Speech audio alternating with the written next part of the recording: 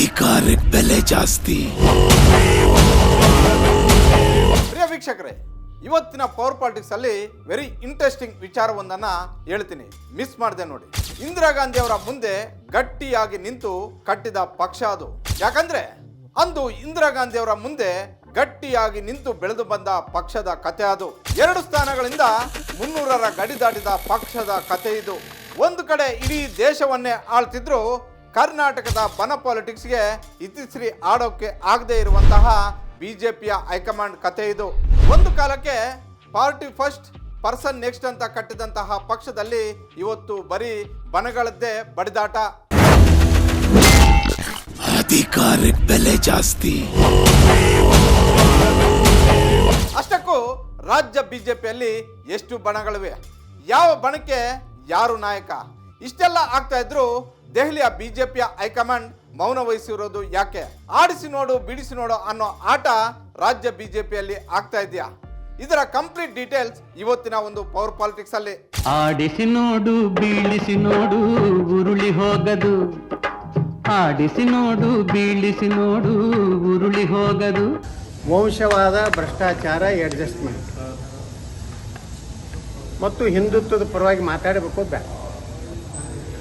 ನಮ್ಮ ಪ್ರಧಾನಮಂತ್ರಿಗಳು ಹೇಳ್ಯಾರ, ವಂಶವಾದ ಇರಬಾರ್ದು, ಭ್ರಷ್ಟಾಚಾರದ ಕರಪ್ಟ್ ಪಾಲಿಟಿಷಿಯನ್ ನಮ್ಮ ಪಾರ್ಟಿಯಾಗ ಇರಬಾರ್ದು, ಅಡ್ಜಸ್ಟ್ಮೆಂಟ್ ಪಾಲಿಟಿಕ್ಸ್ ಇರಬಾರ್ದು ಮತ್ತು ಹಿಂದುತ್ವ ಪರವಾಗಿ ಇರಬಾರ್ದು ಅಂತ ಏನಾರೇ ಹೊಸದ ಏನಾರೇ ವಿಜೇಂದ್ರ ಸಲುವಾಗಿ ತಿದ್ದುಪಡಿ ಏನಾರಾಗಿದ್ರೆ ಅದನ್ನೇ ಪ್ರಶ್ನೆ ಮಾಡಿ. ಎಸ್ ವೀಕ್ಷಕರೇ, ಬಸವನಗೌಡ ಪಾಟೀಲ್ ಯತ್ನಾಳ್ ಹೇಳ್ತಾ ಇರುವಂಥದ್ದು ಅಕ್ಷರಶಃ ಸತ್ಯ. ಯಾಕಂತ ಹೇಳಿದ್ರೆ ರಾಷ್ಟ್ರೀಯ ಮಟ್ಟದ ಬಿಜೆಪಿ ನಾಯಕರುಗಳು ಎಲ್ಲರೂ ಕೂಡ ಕಾಂಗ್ರೆಸ್ ವಿರುದ್ಧ ಮಾತಾಡುವಂಥದ್ದು, ಕಾಂಗ್ರೆಸ್ ಒಂದು ಕುಟುಂಬದ ಪಕ್ಷ, ಕೇವಲ ಗಾಂಧಿ ಕುಟುಂಬದ ಪಕ್ಷ ಅನ್ನುವಂತಹ ಒಂದು ಆರೋಪವನ್ನ ಮಾಡ್ತಾರೆ. ಗಾಂಧಿ ಫ್ಯಾಮಿಲಿ ಪಾರ್ಟಿ ಅಂತಾನೆ ಟೀಕಿಸ್ತಾರೆ. ಇದನ್ನೇ ಈಗ ಬಸವನಗೌಡ ಪಾಟೀಲ್ ಯತ್ನಾಳ್ ಅವರು ಪ್ರಧಾನಿ ನರೇಂದ್ರ ಮೋದಿ, ಅಮಿತ್ ಶಾ, JP ನಡ್ಡಾ ಅವರನ್ನ ಪ್ರಶ್ನೆ ಮಾಡ್ತಾ ಇದ್ದಾರೆ.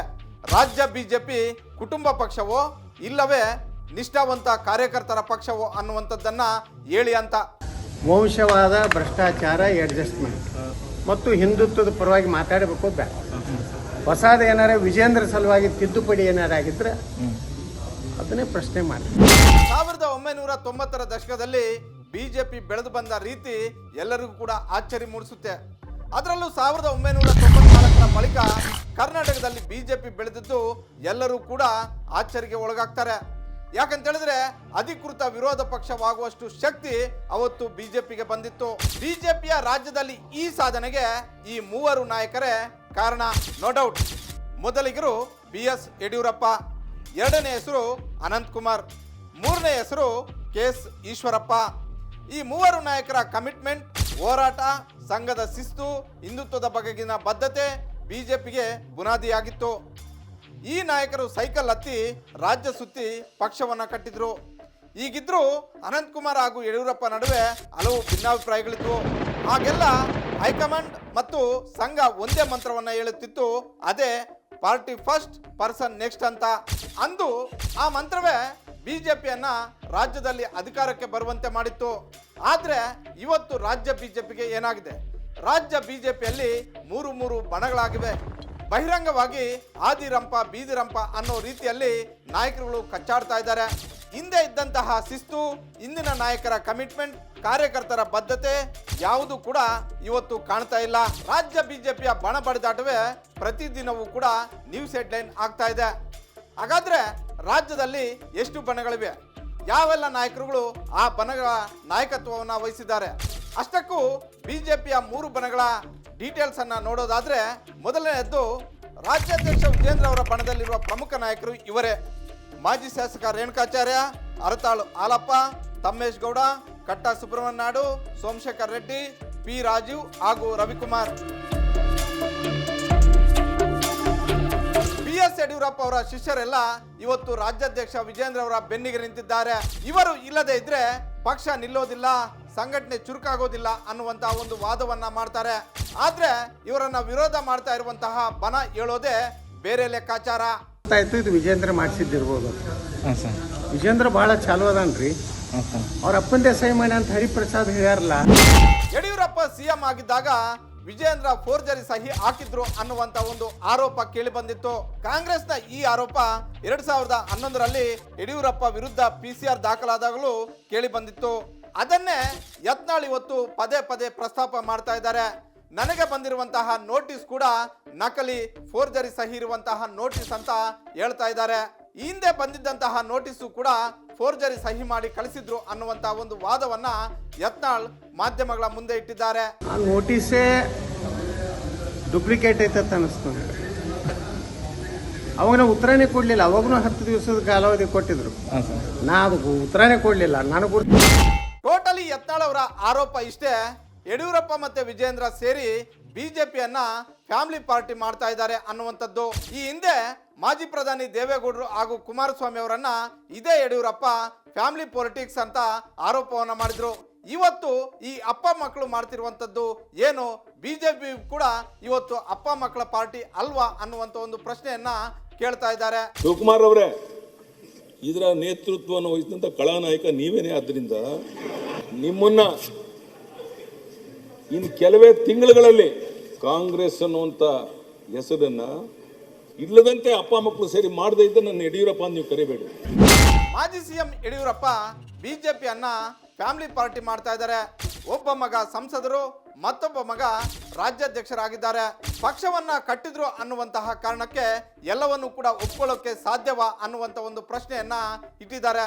ಜೊತೆಗೆ ಇಡೀ ಲಿಂಗಾಯತ ಸಮುದಾಯ ಇವತ್ತು ಯಡಿಯೂರಪ್ಪ ಅವರ ಜೊತೆಗಿಲ್ಲ ಅನ್ನುವಂಥದ್ದನ್ನ ಹೇಳ್ತಾ ಇದ್ದಾರೆ. ಯಡಿಯೂರಪ್ಪನಿಂದ ಇಡೀ ಲಿಂಗಾಯತರು ಅದಾರ. ಎಲ್ಲಿ ಸುಡುಗಾಟ ಅದಾರ ಲಿಂಗಾಯತರು?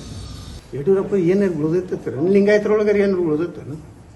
ಸುಮ್ಮನೆ ಹೇಳ್ಕೊತಾರೆ ನಾನು ಲಿಂಗಾಯತರು ಹೇಳಲ್ಲ, ನಾನು ಹಿಂದಿದ್ದಾರೆ, ನಾನು ಪ್ರಯತ್ನ ಮಾಡಿದ್ರೆ ಹಾಗೆ ಮಾಡ್ತೇನೆ, ಬಿಜೆಪಿಯನ್ನು ಮುಗಿಸಿಬಿಡ್ತೇನೆ. ಎಷ್ಟು 2006ರಲ್ಲಿ ನಡೆದಂತಹ ಸಮ್ಮಿಶ್ರ ಸರ್ಕಾರದಲ್ಲಿ ಅಂದ್ರೆ ಅಂದು ಮುಖ್ಯಮಂತ್ರಿಯಾಗಿ ಕುಮಾರಸ್ವಾಮಿ, ಉಪಮುಖ್ಯಮಂತ್ರಿಯಾಗಿ ಯಡಿಯೂರಪ್ಪ ಅವರು ಪ್ರಮಾಣ ವಚನವನ್ನ ತೆಗೆದುಕೊಂಡಿದ್ರು. ದಕ್ಷಿಣ ಭಾರತದಲ್ಲಿ ಮೊದಲನೇ ಬಾರಿಗೆ ಕಮಲ ಕರ್ನಾಟಕದಲ್ಲಿ ಅರಳಿತ್ತು, ಅಧಿಕಾರವನ್ನ ಪಡೆದಿತ್ತು. ಆದ್ರೆ 20 ತಿಂಗಳ ಆದ ಬಳಿಕ ಕುಮಾರಸ್ವಾಮಿ ಅಧಿಕಾರ ಬಿಟ್ಟುಕೊಟ್ಟಿರಲಿಲ್ಲ. ನೇರವಾಗಿ ಯಡಿಯೂರಪ್ಪ ಅವರು ಇದೇ ವಿಚಾರವನ್ನ ಇಟ್ಕೊಂಡು ಜನರ ಮುಂದೆ ಹೋದ್ರು. ಕುಮಾರಸ್ವಾಮಿ ಅವರು ಕೊಟ್ಟು ಮಾತಿನಂತೆ ನಡ್ಕೊಳ್ಳಿಲ್ಲ, ಅಧಿಕಾರವನ್ನ ಬಿಟ್ಕೊಡ್ಲಿಲ್ಲ, ವಚನ ಭ್ರಷ್ಟರಾದ್ರು ಅನ್ನುವಂಥದ್ದನ್ನೇ ಇಟ್ಕೊಂಡು ಯಡಿಯೂರಪ್ಪ ಜನರ ಮುಂದೆ ಹೋಗಿದ್ರು. ಅವತ್ತು ಬಿಜೆಪಿ 110 ಸ್ಥಾನಗಳನ್ನ ಗೆದ್ದು ವಿಧಾನಸಭೆಯಲ್ಲಿ ಅಧಿಕಾರವನ್ನ ಪಡೆದಿತ್ತು.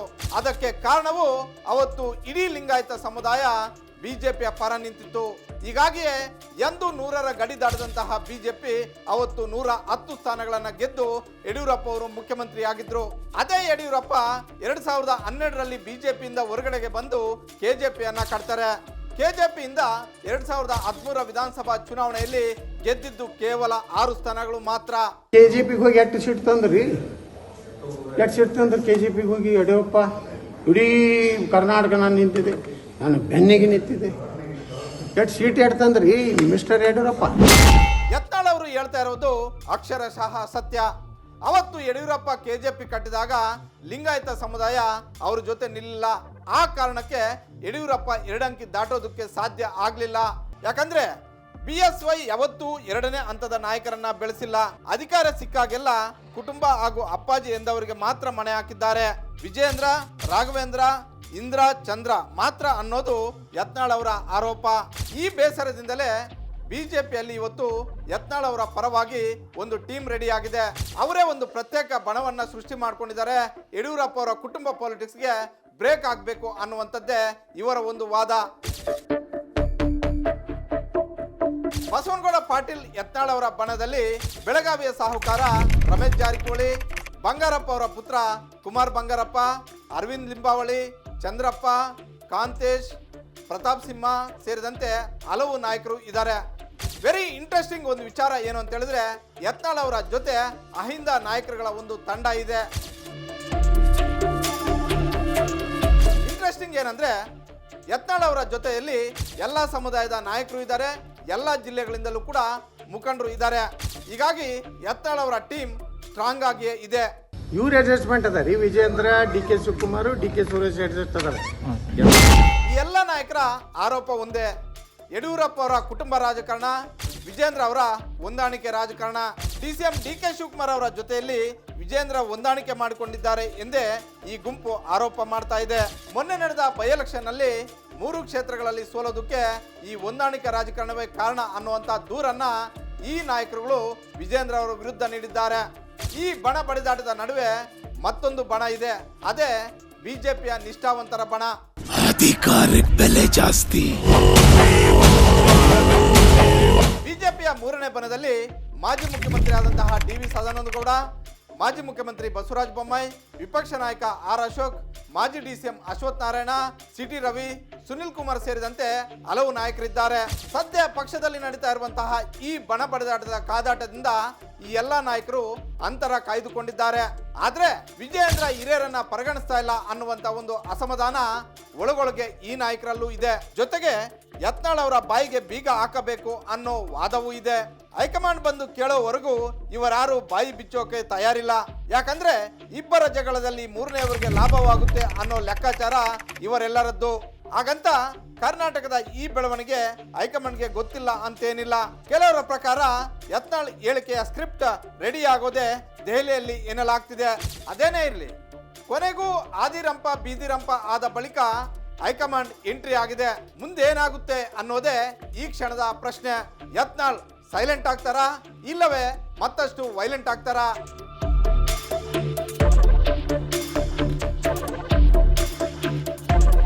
ವಿಜೇಂದ್ರ ಸ್ಪೀಡ್ಗೆ ಬ್ರೇಕ್ ಬೀಳುತ್ತಾ, ವಾರ್ ಕಂಟಿನ್ಯೂ ಆಗುತ್ತಾ ಯಾರಿಗೂ ಗೊತ್ತಿಲ್ಲ. ಇದು ಸೋಲು ಗೆಲುವಿನ ಲೆಕ್ಕಾಚಾರ ಅಲ್ಲ, ಅಧಿಕಾರದ ಲೆಕ್ಕಾಚಾರ. ಯಾಕಂದ್ರೆ ಇದು ಪಾಲಿಟಿಕ್ಸ್, ಪವರ್ ಪಾಲಿಟಿಕ್ಸ್. ಅಧಿಕಾರಕ್ಕೆ ಬೆಲೆ ಜಾಸ್ತಿ.